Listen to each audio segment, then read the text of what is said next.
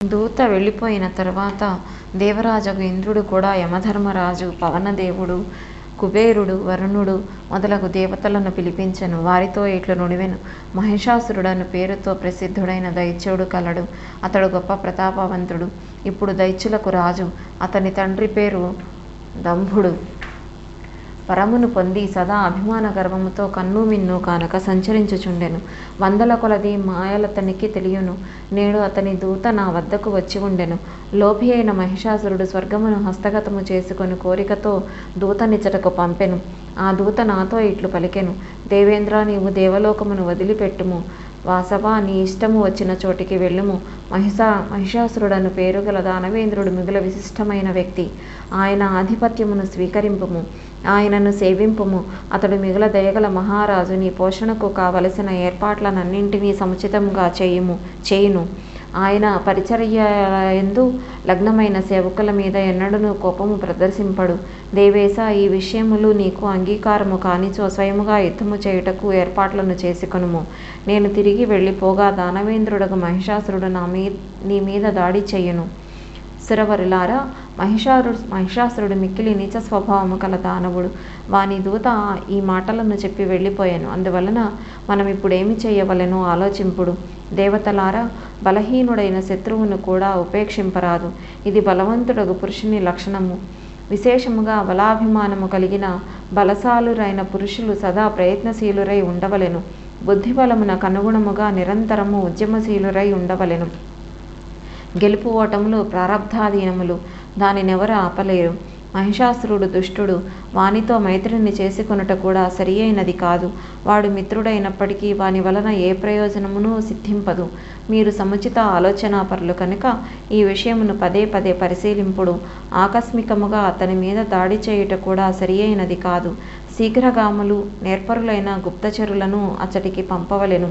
వారు శత్రువు యొక్క అభిప్రాయమును పూర్తిగా అర్థము చేసుకొనగలవారై ఉండవలెను. వారికి ఎవరి మీదనూ ఎక్కువ ప్రేమ ఉండకూడదు. ఏ ప్రలోభమునకు వసులు కాని వారై ఉండవలెను. సత్యమును పలుకువారై ఉండవలెను. యథార్థముగా శత్రు సైన్యములందలి సంఖ్యను దాని రహస్యమునంతయు మనము గూఢచారుల ద్వారా తెలుసుకొనవలెను. అప్పుడే దాడి చేయుట సుగమము, సముచితము అగును. అతని సైన్యంలో ఎంతమంది వీరులున్నారు, వారి సంఖ్య మొదలగు వాటిని పూర్తిగా తెలుసుకొని గుప్తచరులు తిరిగి రావలేను. వారి ద్వారా మహిషాసురుని, వాని సైన్యము యొక్క బలాబలములను తెలుసుకొనవలేను. తదుపరి మనము దండెత్తుట కానీ శక్తిని సమకూర్చుకుని ఏర్పాట్లనైనను చేసుకొనవలెను. బుద్ధిమంతులు ఎల్లవేళలా అన్నీ ఆలోచించుకుని ఏ పని చేయవలెను. ఆకస్మికంగా చేయు కార్యము సర్వదా దుఃఖమును కలిగించుటకు ఆస్కారముండును. అందువలన పండితులైన వారు చక్కగా ఆలోచించుకొని అర్థము చేసుకొని సుఖప్రదమైన కర్మయందే నిరతులగుదురు. ఇప్పుడే మనము దానవులతో యుద్ధమునకు సిద్ధపడుట సర్వదా అనుచితమని అవగతమగుచున్నది. అట్లు చేయుట రోగము తెలియకుండా ఔషధమును సేవించినట్లగును. అట్టి కార్యములతో సర్వదా విపరీత ఫలములను ఎదుర్కొనవలసి వచ్చును. రాజా, అచ్చటనున్న దేవతలతో ఇంద్రుడు సంప్రదించెను. శత్రువు యొక్క అభిప్రాయము నెరుగుటకు కార్యకుశలులై నిపుణులైన గూఢచారులను పంపెను. ఆ దూత వెంటనే వెళ్ళిపోయాను. రహస్యములన్నింటినీ తెలుసుకొని ఇంద్రుని వద్దకు తిరిగి వచ్చెను. మహిషాసురుని సైన్యము యొక్క బలాబలములను సంపూర్ణముగా దేవరాజుకు విన్నవించెను. దానవ సైన్యము దాడి చేయుటకు ప్రయత్నశీలురై ఉన్నారని తెలిసి ఇంద్రుడు మహదాశ్చర్యభరితుడయ్యను. వెంటనే దేవేంద్రుడు బృహస్పతిని పిలిపించెను. అంగిరానందనుడగు బృహస్పతి ఉత్తమాసనమును అలంకరించెను. అప్పుడు ఇంద్రుడిట్లు నుడివెను: విద్వాంసులలో శ్రేష్ఠ, మీరు దేవతలకు గురువులు. మేము ఇప్పుడేమి చేయవలయునో దయచేసి తెలుపుడు. మీరు సర్వజ్ఞులు. ఈ కఠిన పరిస్థితి యందు కేవలము మీరే మాకు ఆలంబనము. నేడు మహిషాసురుడను పేరుగల దానవుడు అపార సైన్యముతో యుద్ధమునకు వచ్చుచున్నాడు. అతనిలో అనంతమైన బలము కలదు. వాడు అభిమానముతో మత్తుడై ఉన్నాడు. మీరు మంత్రాంగమునందు కోవిదులు. వాని శక్తి కుంఠితమగునట్లు ఏదైనా ఉపాయమును చేయుడు. దానవులకు సహాయమనర్చుటకు శుక్రాచార్యుడు కలడు. అట్లే మీరు మా పక్షమును వహించి విఘ్నములను ఉపశమింపచేయుడు. మీరు సర్వదా శ్రేష్టమైన సలహాలు ఇచ్చుచుందురు. దేవరాజగు ఇంద్రుని మాటలను విని బృహస్పతి అతనితో ఇట్లు వచింపసాగెను: ఏ కార్యమునైనను మనస్సులో చక్కగా ఆలోచించి అవగతము చేసుకొని దానియందు ఆసక్తుడగుట ఆయన యొక్క సహజ గుణము. దేవరాజా, శాంతిని వహింపుము. ఈ సమయమున ధైర్యము వహించట మిగుల అవసరము. దుఃఖపు ఘడియలు వచ్చినప్పుడు వెంటనే ధైర్యమును కోల్పోరాదు. దేవేంద్ర, గెలుపోటములు సదా దైవము మీదనే ఆధారపడి ఉండును. ధైర్యమును ఆశ్రయించియే సదా బుద్ధిమంతుడు తన స్థానమున ఉండవలెను. చెలింపరాదు. శతక్రతు, జరగవలసినది జరిగియే తీరును. ఈ విషయమును సంపూర్ణముగా విశ్వసించవలెను. మానవుడు తన శక్తికి అనుగుణముగా ఉద్యమించుటకు సర్వదా తత్పరుడై ఉండవలెను. వీతరాగులైన మునిగణములు కూడా ముక్తిని పొందుటకై నిరంతరము ఉద్యమశీలురై ఉందురు. కనుక నిర్ధారిత నీతిని అనుసరించి ఎల్లవేళలా కార్యమునందు నిమగ్నలొకటయే మిగుల కర్తవ్యము. సుఖము లభించినను లభించకపోయినను ఈ విషయమున చింతించనవసరము లేదు. సుఖదుఖములు దైవాధీనములు. అప్పుడప్పుడు పురుషార్థములు నెరవేర్చకపోయినను కార్యసఫలత చేకూరును. కానీ ఈ విషయము లక్ష్యముగా నుంచుకొని అంధుని వలె వికలాంగుని వలె ఆకర్మణ్యుడై పడి ఉండుట సముచితము కాదు. పురుషార్థములు అనరించినను సిద్ధి చేకూరనిచో అందులో అతడు నిర్దోషి అగును. ప్రాణి దైవము యొక్క అనుశాసనమును భంగపరచలేడు. దేవరాజా, సైన్యము, మంత్రిమండలి, మంత్రాలోచనలు, రథములు, ఆయుధములు ఇవన్నీ సాధనములు మాత్రమే. వీటి వలన కార్యసిద్ధి జరగవలనను ఏమీయునూ లేదు. కార్యసిద్ధి యందు దైవము యొక్క సత్తా ప్రధానమైనది. బలవంతునకు అనేక కష్టములు అనుభవించవలసి వచ్చుటయును మనము కొన్ని సందర్భములలో చూచుచున్నాము. బలహీనుడు సుఖములను అనుభవించుటయును గమనించుచున్నాము. నిస్సహాయుడైన బుద్ధిమంతుడు తిండి తీర్థములు లేక నిద్రించును. మూర్ఖుడు అనేక పక్వాన్నములను ఆరగించును. పిరికివానిని విజయలక్ష్మి వరించదు. శూరవీరులకు పురుషులు ఓటమి పాలగుదురు. దేవేంద్ర, ప్రాణి జగత్తునందు దైవము యొక్క సంపూర్ణ శాసనముండును. అందువలన ఎట్టి పరిస్థితులు ఎదురైనను ఎప్పుడునూ చింతించుట సరి అయినది కాదు. కానీ ప్రయత్నము నుండి ఎప్పుడునూ జారిపోరాదు. నరులు దుఃఖము వచ్చినప్పుడు అధిక దుఃఖమును అనుభవించెదరు. సుఖములందు మిక్కిలి సుఖములను పొందుదురు. హర్షశోకములు శత్రుతుల్యములు. వాటికి తన ఆత్మ నర్పింపరాదు. అట్టివి ఎదురైన సమయమున వివేకవంతులైన పురుషులు ధైర్యమును వహింపవలెను.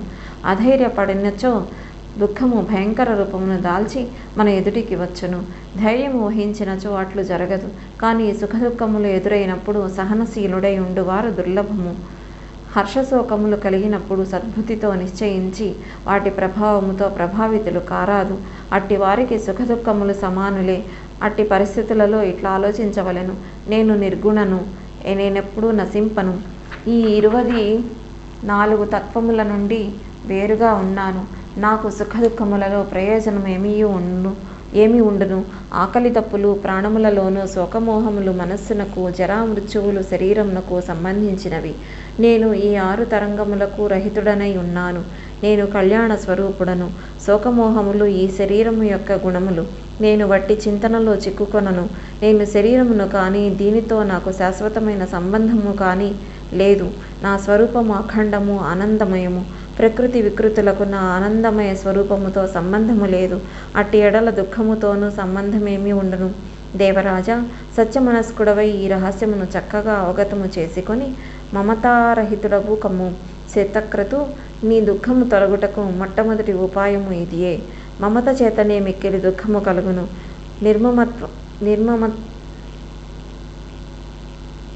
నిర్మమత్వము అనగా మమతలో తొలగిపోయినచో పరమసుఖమును సాధించగలవు. శచీపతి, సుఖమును సంతోషమును ఆశ్రయింపుము.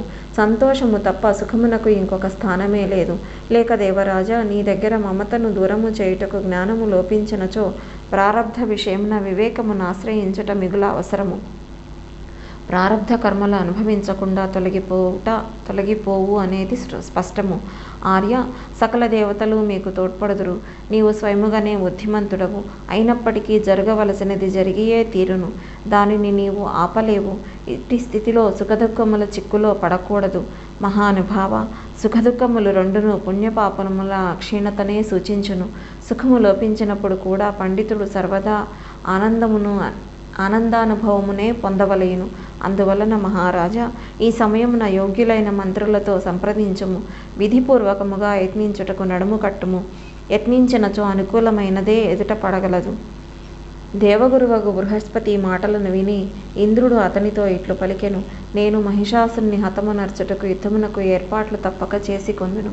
ప్రయత్నించని వానికి రాజ్యము సుఖము లభించదు. శక్తి లేని వారే ప్రయత్నము చేయని వారిని సమర్థించుచుందరు. ఉద్యమశీలుడైన వ్యక్తి అట్లెన్నడూ చేయడు. సన్యాసులకు జ్ఞానము, బ్రాహ్మణులకు సంతోషము ఆభరణములగును.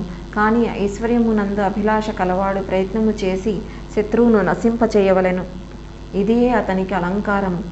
మునివర, ప్రయత్నభావము చేతనే నా ద్వారా వృతాసురుడు నముచి పరలోకమునకెగిరి, ఇట్లే నేను ఈ మహిషాసుని కూడా వధించెదను.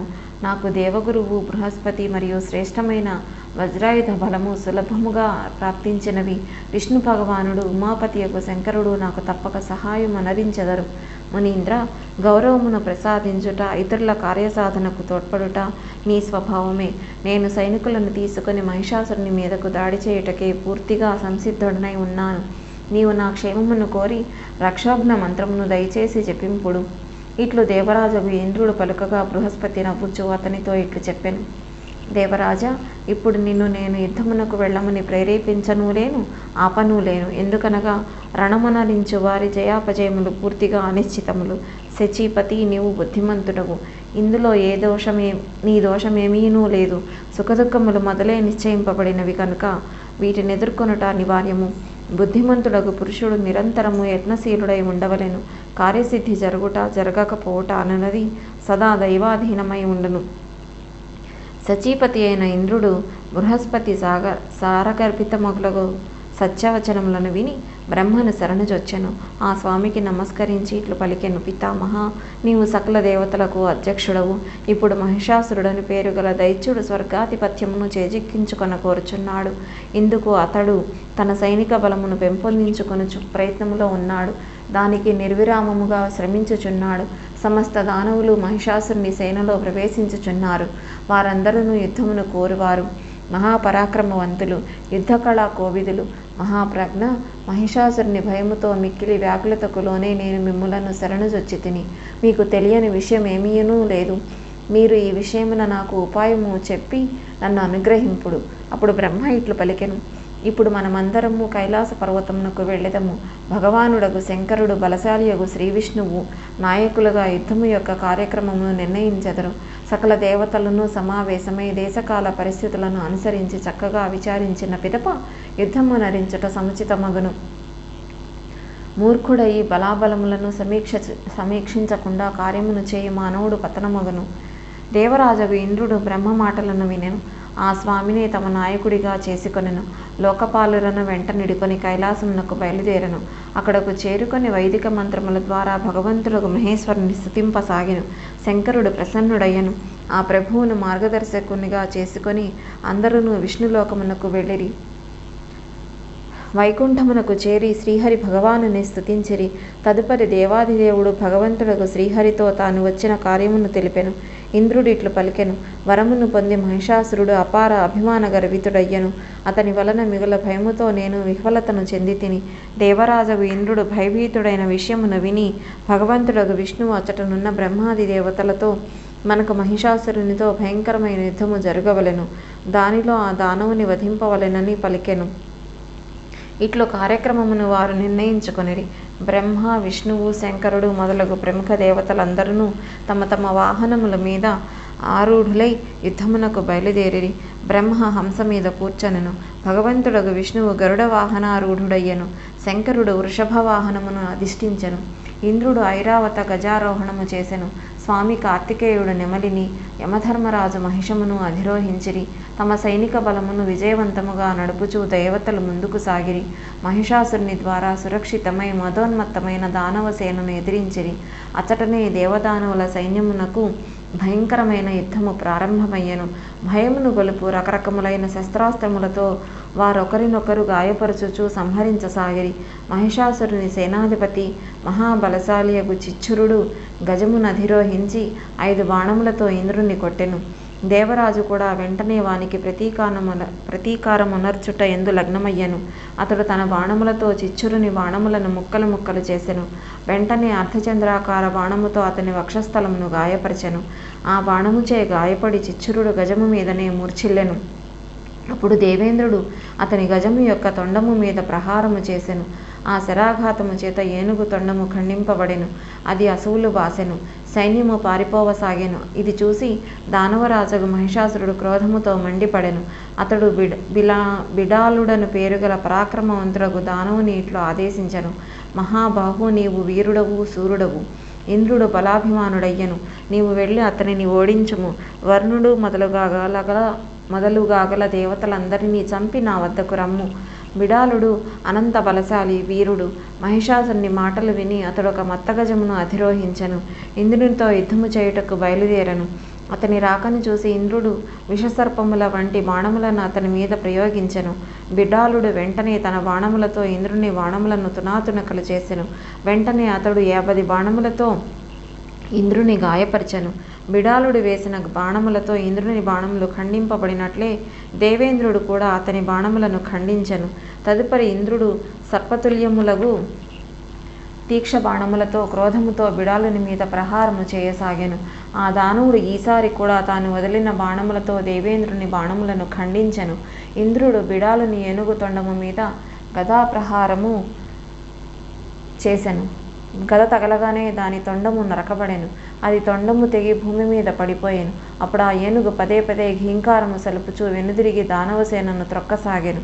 అప్పుడు సైనికులు భయవిహ్వలురైరి. ఏనుగు యుద్ధభూమి నుండి పారిపోయినదని తెలుసుకొని బిడాలుడు ఒక సుందర రథమును అధిరోహించెను. సమరాంగణమున దేవతలను నిలువరించెను. బిడాలుడు రథమును అధిరోహించి తన సైన్యము మీద విరుచుకుపడుచున్నాడని ఇంద్రుడు చూసెను. విషతుల్యములగు తీవ్ర బాణములు వేయసాగెను. మహాబలి అయిన బిడాలుడు కూడా నిర్విరామముగా బాణవర్షమును కురిపించనారంభించెను. ఇంద్రునకు బిడాలునకు మిగుల భయంకరమైన పోరు జరుగసాగెను. వారిరువును తమ తమ పక్షముల విజయమును కోరుకొనుచుండిరి. కోపవశుడైన ఇంద్రుని ఇంద్రియములు విచలితములయ్యను. బిడాలుడు అధిక బలవంతుడని తెలుసుకొని ఇంద్రుడు జయంతుని ముందిడుకొని దానవులతో యుద్ధము చేయసాగెను. జయంతుడు ప్రకాశించుచున్న 5 బాణములను ధనువుపై నెక్కించి బలముగా లాగి వదిలెను. వాటి చేత మత్తుడగు బిడాలుని వక్షస్థలమునకు పెద్ద పెద్ద గాయములయ్యను. బాణములు తగలగనే బిడాలుడు పడిపోయెను. అప్పుడు సారథి అతనిని రథమునందిడుకొని యుద్ధభూమి నుండి బయటకు వచ్చెను. బిడాలుడు మూర్ఛితుడై సమరాంగణమును వదిలి వెళ్ళిపోవగా దేవతల సైన్యమునందు విజయఘోషలు పెళ్ళుబుకెను. విజయదుందుబులు మ్రోగసాగెను. దేవతల నోటి నుండి వెలువడిన విజయనాదములను విని మహిషాసురుడు క్రోధముతో ఊగిపోయెను. శత్రువుల అభిమానమును పిండి చేయు తామ్రుడను దానవుని మహిషుడు యుద్ధమునకు పంపెను. ప్రభువు ఆదేశమును పొంది సేనావాహినితో తామ్రుడు సమరాంగణమునకు వచ్చెను. మేఘములు సముద్రమునందు జలమును గుమ్మరించుచున్నవా అనునట్లు అతడు బాణవర్షమును కురిపించసాగాను. అప్పుడు వరుణుడు పాశమును, యముడు దండమును చేపట్టి దానవసేనపై విరుచుకుపడిరి. అప్పుడు దేవదానవుల మధ్య భీకర యుద్ధము చెలరేగెను. యమరాజు విసిరిన దండముతో మహాబాహుడగు తామ్రుడు గాయపడెను. అయినప్పటికీ అతడొక అడుగు కూడా వెనుకకు వేయలేదు. సమరాంగణమున ఎదురు నుంచి వేగముగా ధనుస్సును లాగెను. వాడి బాణములను ప్రయోగించి ఇంద్రాదేవతలను కొట్టసాగెను. దేవతలు కూడా అంతులేని క్రోధమును వహించిని. తమ దివ్య బాణములతో దానవులను హతమునర్చుచు నిలువుడు నిలువుడు అని పలుకుచూ గర్జింపసాగిరి. వారి బాణప్రహారణములతో తామ్రుడు యుద్ధభూమి అంతే మూర్ఛితుడయ్యను. దానవ సైన్యమునందు మిగుల గట్టిగా హాహాకారములు వ్యాపించసాగెను. భయముతో వారి హృదయములు కంపించుచుండెను.